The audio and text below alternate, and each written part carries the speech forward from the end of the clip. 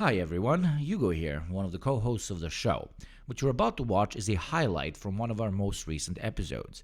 To get access to the full version, receive 2 exclusive episodes a month, get every episode 1 week early, and help us stay as independent as possible, support us on Patreon through the link below. Thank you. Now enjoy the show. Guys, you feel very bad because you've caused this. Don't you know this?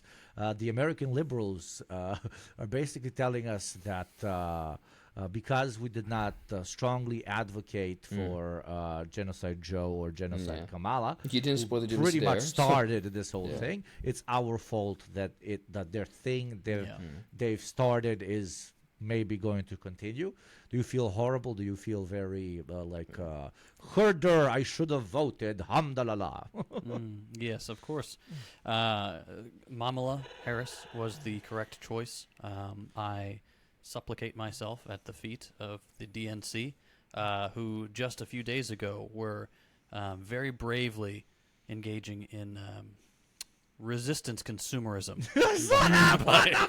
Tell me more about that, because I started and I swiped. I was like, I'm not engaging in this. There's content, but swipe. Some bullshit about Costco upsetting the Republicans, and so the Democrats are like, it upsets Republicans. We're going to support Costco by just going with a photo op shopping spree at Costco with elected Democratic officials. That is the most what the hell? American thing of all time. That's what you guys are doing. That's what's important right now. Getting a $1.50 hot dog, which is a great deal. But come on, guys. The anti-racism hot dog. Yeah, I mean, we always knew that the Democrats and the liberals were going to do this. They blame the left no matter what, regardless of their own failures, their own complicity, and anybody. No, you're completely right. I'm sorry to cut you off, but I just want to say anybody who says this, you just realize these people have such few straws to grasp at, because the reality of the situation is that Trump is just doing any attempt to continue expelling any attempt to expel the Palestinians out of Palestine from Gaza or wherever else would be a direct continuation of Biden's policies. Biden tried, come hell or high water, as you Americans say, to expel the Palestinians, but failed at several turns. But he tried so fucking hard. Right? Same thing. Trump might try as well, but this is not number one. And number two, and he was like, "Oh, but see, this is what you voted for." There are most likely 200,000 people who have died as a result of this this genocide, essentially, under Biden, and the entirety of Gaza is fucking rubble.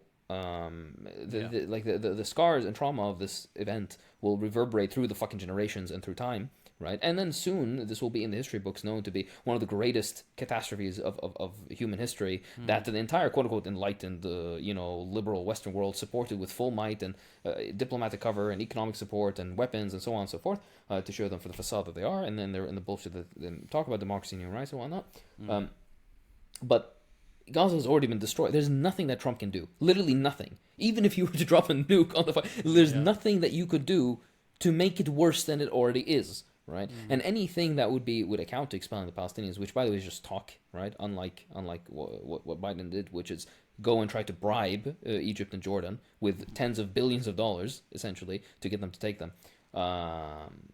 Any attempt is just a continuation of what Israel has been doing since the 40s, right, or even earlier, actually. Right, so it's a silly point to just be like, but now and this, and because this particular election was lost, you're fucking idiots. Is my point. Yeah. I mean, I think the left, the proper left in America, the United States, finally is like, no, we're not going to justify. We don't feel the need to defend ourselves anymore. Fuck you guys. You're on the same team. This is your thing. Own it. So, which is correct, which is good. That is the response you need to have. The DNC needs to die. It needs to go away. They're seeing them as the animals that they are. I mean, these people are utilizing a massive catastrophe, a human-caused catastrophe, American and Israeli-caused catastrophe as a simple political gotcha against, as a coping mechanism, not even a gotcha, as a coping mechanism to why they experienced one of the greatest electoral losses in American history. If there is something that shows that you have not even an ounce of humanity left in you, it's just that utilizing mass suffering as a fucking Twitter post, my dude. what the fuck? And you're supposed to be better than the other dudes? Yeah. That's what I'm supposed to think. Yeah. No, that cat's out of the bag. No one's ever going to think that again. Or no one can in good faith claim that. Yeah. Like, they'll still try. Yeah. I mean, buy at Costco, you know.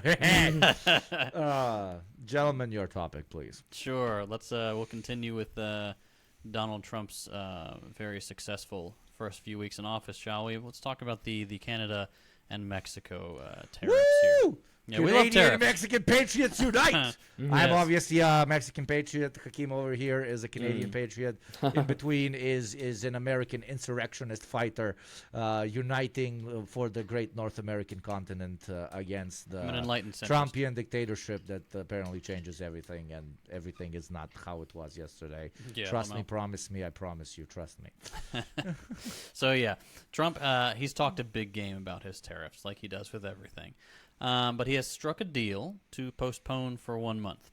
Now, the proposed tariffs slap a 25% tax on all Mexican imports, on most Canadian ones, and then a separate 10% tax on energy products, all of which experts and non-morons in general have said would obviously just blow up the entire North American economy, which would suck. Like buying stuff, going to the grocery store, that would be bad. But also objectively, I think would be very funny. But the I mean, you would have a $15,000 camera to record the suffering. Yeah, with, I mean, you know. like I would pay 3 times as Even much for Hakeem eggs laughed at that. for the content. Oh God. But yeah, so the leaders of the 3 countries, they held a few meetings. They put out some strongly worded statements and stuff like, "Oh, Canada's not for sale. Canada, whatever." But then everything just kind of settled down on its own when Trump agreed to a 1-month pause after winning some, quote, enormous concessions. He's very proud of himself. That's his thing. Huge. So would you like to know what some of these concessions are? Yes. So everything he won, quote, won, was pretty much already in place. Canada had already pledged support for border security, which is like not terribly necessary along the Canadian border, honestly. They had already pledged like $1.3 billion, I think, to shore up their border. And then they gave the U.S. some dude whose official title now is Fentanyl Czar, which sounds way cooler than it actually is. Like, I want to go see the Fentanyl Czar. But no, he doesn't do. No, he does the opposite of what you think. But so they gave the dude the title Fentanyl Czar, and then they agreed to list drug cartels as a terrorist organization. So like a useless title and a written acknowledgement. Dude, they were literally like, "Yo, you need to spend billions on the border." We already are, but don't tell them. Yeah, billions on the border, absolutely. You need to make narco cartels terrorist organizations. Yo, Mike, do we have narco cartels? We don't. Okay, they're terrorists, I guess. And a fentanyl czar. Yo, who wants to be a fentanyl czar? Misha over there. Misha is fentanyl czar. We good. Okay, ciao. love Canadian shit. Misha. Yes. Yeah. That was racist. Okay. It was not. I love Mishas. All Mishas. You're all my favorite. But anyway, so no policy really is changing here. Same with Mexico. Mexico's President Sheinbaum agreed to station 10,000 troops along the U.S. border, nominally to help stem the flow of immigration. This isn't really a change. These troops are already deployed around there. They're just being like shifted a bit to appear more focused on the U.S.-Mexico border.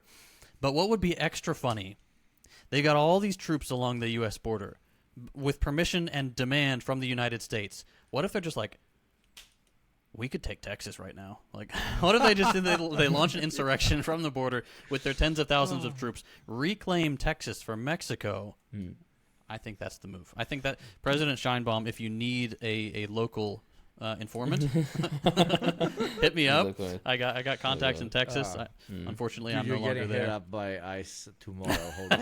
I'm kidding. This is a joke. I'm not encouraging Mexico to invade with tens of thousands of troops. He is encouraging him to invade with hundreds of thousands. Hakeem is. Yeah, go find Hakeem. Hence why he is a levitating head. Yeah. Anyway, smart. Because I am not only encouraging it, I am on the front lines. He's there right now. funny. They can't tell him apart. He's also brown. Imagine if they actually accidentally shoot each other, like the border cops from each side, and then eventually they have to figure out a system because of all of the border skirmishes, and they're like, "Yo, have you seen the shit that happens between China and India?"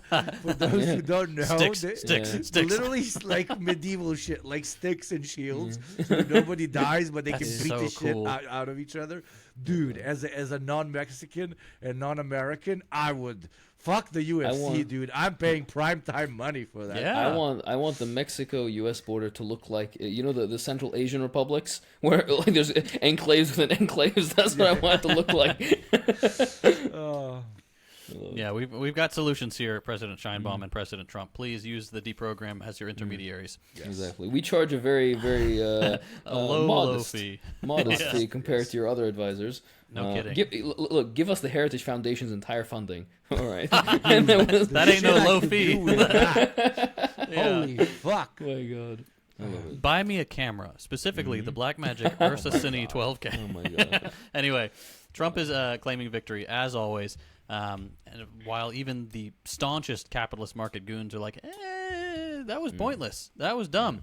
And one expert said the sanction threats were, quote, purposefully vague so that he can declare victory regardless of outcome. There isn't any grand strategy or rational explanation for what he's doing. It's chaos for the sake of chaos, which is a strong statement from someone who would normally be aligned with Trump and his escapades. But basically what we're seeing here, these things were already in the works. Trump is just unnecessarily burning bridges with the few remaining goodwill trade partners that the United States has. So all in all, doofus behavior, in my professional opinion. Thank you for watching. To gain access to the full episode, receive 2 exclusive episodes a month, get every episode 1 week early, and help us stay as independent as possible, support us on Patreon through the link below.